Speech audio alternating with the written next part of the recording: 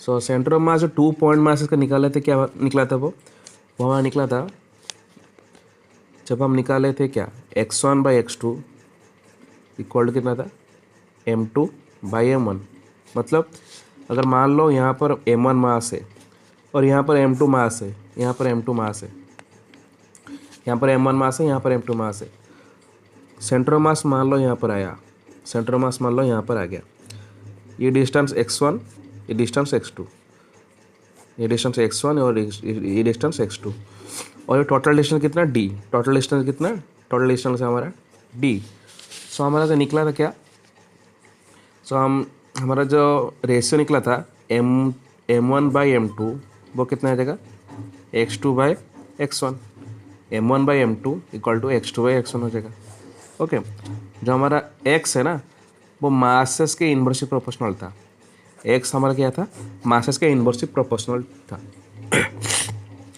इसके बारे में कुछ पॉइंट देखते हैं।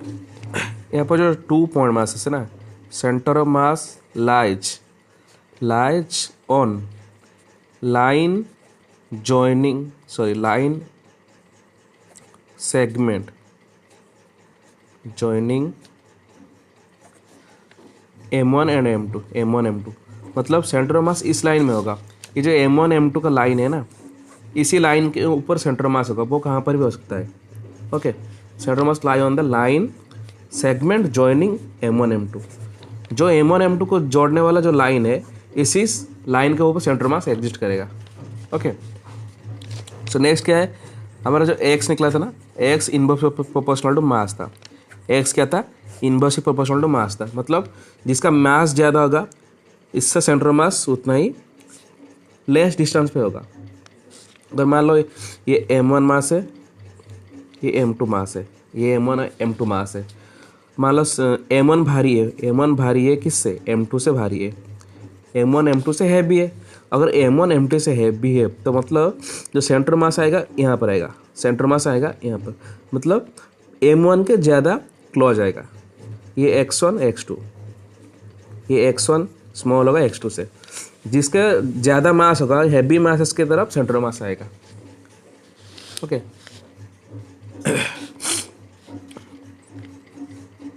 सो अगर एग्जाम्पल इसके ऊपर देखेंगे, अगर एग्जाम्पल देख रहे हैं इसके ऊपर, एग्जाम्पल क्या है, अगर मान लो यहाँ पर m1 मास है और यहाँ पर m2 मास है, m1 मास यहाँ पर है, m2 मास यहाँ पर है।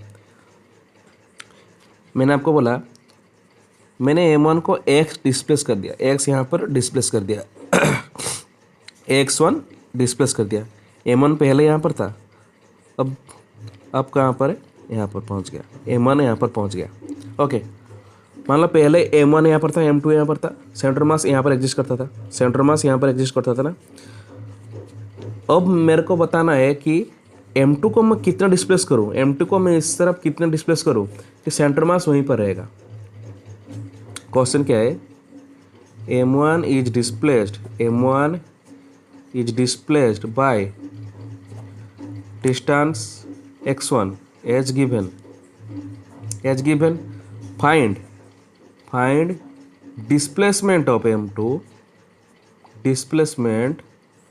m2, मतलब m2 कितना डिस्प्लेसमेंट, m2 का डिस्प्लेसमेंट कितना होगा, such that centre of mass remain at same point. मतलब सेंटर ऑफ मास का पॉइंट जो है ना वो फिक्स रहेगा, वो मूव नहीं करेगा। तो हम कैसे निकालेंगे, मान लो m2 मास यहाँ पर था पहले, बाद में x2 इसने डिस्प्लेस कर दिया, x2 यहाँ पर डिस्प्लेस हो गया। पहले जरा देखते हैं क्या, यहाँ पर मान लो x1 डिस्टेंस, यहाँ से लेकर यहाँ तक पहले x1 डिस्टेंस था और यहाँ पर x2 डिस्टेंस था। यहाँ पर स्मॉल x1 मैंने यहाँ पर डिस्प्लेस कर दिया और यहाँ पर स्मॉल x2 डिस्प्लेस कर रहा हूँ। तो पहले देखते हैं, अगर जब यहाँ पर था पहले क्या था, पहले था m1 m2, सेंटर मास यहीं पर था, सेंटर मास यहाँ पर था। ये x1 m1 से सेंटर मास का डिस्टेंस x1 और m2 से सेंटर मास का डिस्टेंस x2। तो हमने जो निकाला था फॉर्मूला क्या था, जो हमारा m1/m2 था ना, वो क्या होता था x2/x1। ये होता था हमारा m1/m2 equal to x2/m1, x2/x1 ये होता था। तो अगर इसको लिखेंगे ऐसे m1 cross multiply x1, m1x1 equal to m2x2, m1x1 equal to m2x2। ये हमारा पहला इक्वेशन है, ये पहला इक्वेशन हमारा है। अगर इसने डिस्प्लेस ऐसा कर दिया, डिस्प्लेस यहाँ पर सेंटर मास से m1 का डिस्टेंस अब कितना हो गया, x1 प्लस x, इतना हो गया displace. So distance x1 plus x। Similarly यहाँ से सेंटर मास से अगर फाइनली m2 यहाँ पहुँच गया, फाइनली m2 मान लो यहाँ पहुँच गया, तो x सेंटर मास से m2 का डिस्टेंस कितना, x2 plus small x2। Okay, अगर निकालने जाए इस इक्वेशन से, जब इसने डिस्प्लेस कर दिया तब निकालने जाए तो क्या हो जाएगा हमारा हो जाएगा m1 इंटू डिस्प्लेसमेंट कितना था, x1 पहले था ग्रेटर x1, अब प्लस x1 इंक्रीज हो गया, डिस्प्लेस ज़्यादा हो गया, इक्वल टू कितना हो जाएगा m2 x2 प्लस x2।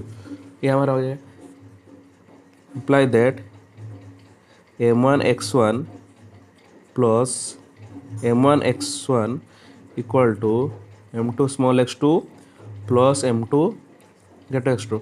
हमको पता है कि m1 x1 equal to m2 x2। सो ये कैंसिल हो जाएंगे, ये क्या हो जाएंगे, कैंसिल हो जाएंगे।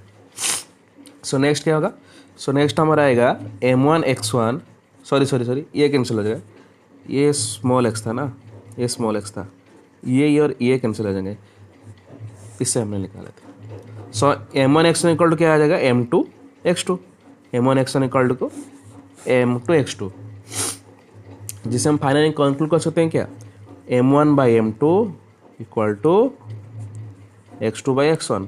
जितना भी डिस्प्लेस करो ये रेशियो ऐसे ही आएगा, कैसे आएगा, रेशियो ऐसे ही आएगा। ओके, तो अगर x2 निकालने जाएँ तो कितना हो जाएगा, x2 अगर निकालने जाएँ तो कितना हो जाएगा यहाँ पर, अगर मान लो मैंने x2 निकालने जाऊँ, मेरे को पूछा क्या है, फाइंड डिस्प्लेसमेंट पूछा गया है ना, डिस्प्लेसमेंट ऑफ m2 कितना डिस्प्लेस हुआ, x2 डिस्प्लेस हुआ है सर, m2 ने x2 डिस्प्लेस किया, तो m2 डिस्प्लेस किया, तो x2 अगर निकालें तो x2 कितना हो जाएगा, m1 by m2 whole into कितना हो जाएगा x1, m1 by m2 whole into x1।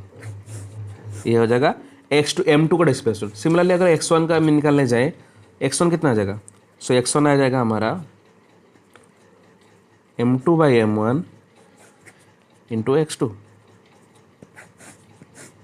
ये हमारा m1 का डिस्प्लेसमेंट ये है, और m2 का डिस्प्लेसमेंट ये है, और m1 का डिस्प्लेसमेंट ये है।